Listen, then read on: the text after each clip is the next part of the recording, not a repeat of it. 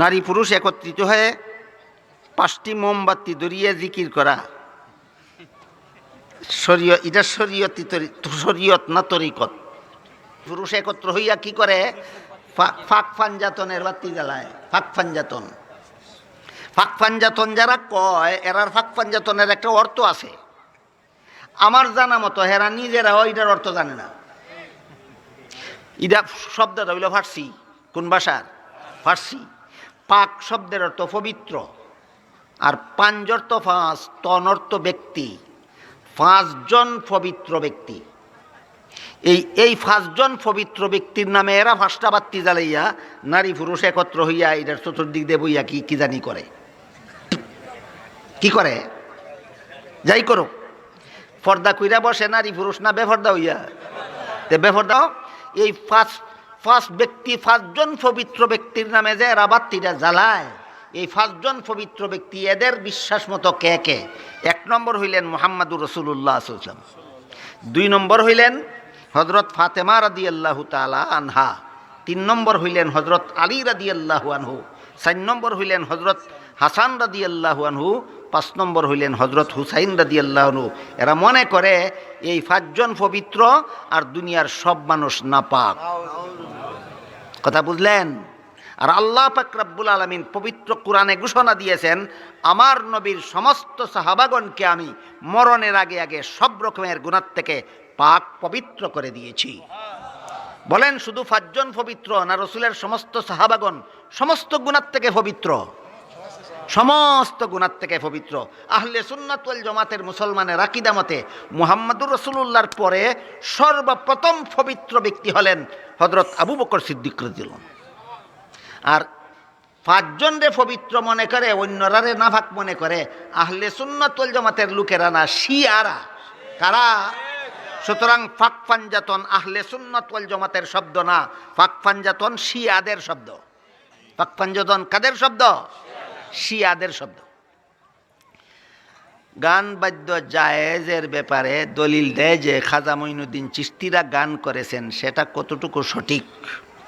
খাজা মঈনুদ্দিন চিশতি, আমিও চিশতিয়া তরিকার মুরিদ, যে আপনারা কইলাম। আমিও কোন তরিকার? চিশতিয়া তরিকার। যদি চিশতিয়া তরিকায় গান বাজনা জায়েজ হইতো, তাহলে তো হগলের আগে আমি করতাম। হগলের আগে আমি করতাম।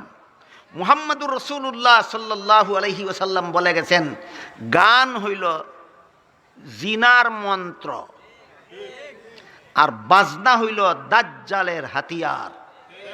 আল্লাহর রাসূল যেই গানকে জিনার মন্ত্র বলেছেন, আল্লাহর রাসূল যেই বাজনাকে দাজ্জালের হাতিয়ার বলেছেন, এমন জিনার মন্ত্র আর দাজ্জালের হাতিয়ার খাজা মঈনুদ্দিন চিশতি রহমতুল্লাহি আলাইহির মতো আল্লাহর ওলির পক্ষে যারা সম্ভব মনে করে, এদের ঈমান নিরাপদ থাকতে পারে না। গান বাজনা হারাম যারা হালাল মনে করে, তারা মুমিন মুসলমান থাকে না। কথা বুঝলেন কি না? গান বাজনা হারাম। সূরা লুকমানের 6 নম্বর আয়াতে, ওই একটা আয়াত নম্বর কইলাম, কারণ আজকাল অনেক কোরআন শরীফের বাংলা তর্জমাও বেরিয়েছে, তফসিরও বেরিয়েছে। আপনারা যে কোনো লোকে ইচ্ছা করলে যেন যাচাই করতে পারেন। সূরা লুকমানের 6 নম্বর আয়াতের ব্যাখ্যায় বাংলা তফসির খুলে দেখবেন, লেখা আছে এখানে লাহউল হাদিস বলতে গান বাজনা বোঝানো হয়েছে। আল্লাহ পাক রব্বুল আলামিন এই আয়াতে বলে দিয়েছেন, এই গান বাজনার দ্বারা মানুষ আল্লাহর পথ থেকে ফিরিয়া দুনিয়ামুখী হয়ে যায়। সুতরাং গান বাজনা হইল মানুষে আখেরাত মুখিত্বকে ফিরাইয়া দুনিয়ামুখী বানাইবার একটা হাতিয়ার। এই 2টা জিনিসকে যারা হালাল মনে করে, এরা চিরকাল জাহান্নামে থাকবে। গান বাজনা হারাম।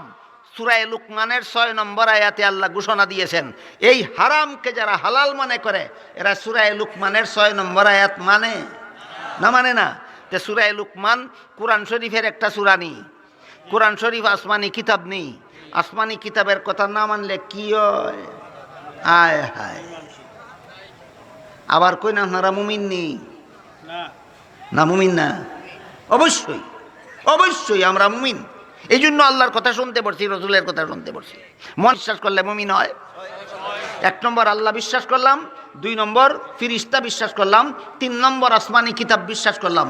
বলুন, কোরআন শরীফ আসমানি কিতাব নেই? লুকমান এই কিতাবের একটা সূরানি 6 নম্বর আয়াতে আল্লাহ গান বাজনাকে হারাম ঘোষণা দিয়েছেন কিনা? এখন যদি হালাল মনে করে তে সূরা লুকমানের 6 নম্বর আয়াত মানে, 6 নম্বর আয়াত না মানলে সূরা লুকমান মানে, সূরা লুকমান না মানলে কোরআন মানে, কোরআন না মানলে আসমানি কিতাব মানে। তো কত নম্বরটা মানলো না? 3 নম্বরটা। কত নম্বরটা? 3 নম্বরটা। আগেই কইছি নম্বরটা না মানলেও বেঈমান, 2 নম্বরটা না মানলেও বেঈমান, 3 নম্বরটা না মানলেও বেঈমান। সূরা লুকমানের 6 নম্বর আয়াতে গান বাজনাকে হারাম ঘোষণা করা হয়েছে। যারা মারিফতের দোহাই দিয়ে হালাল কয় বেঈমান, এরা কোরআনের সূরা লুকমানের 6 নম্বর আয়াত মানে না।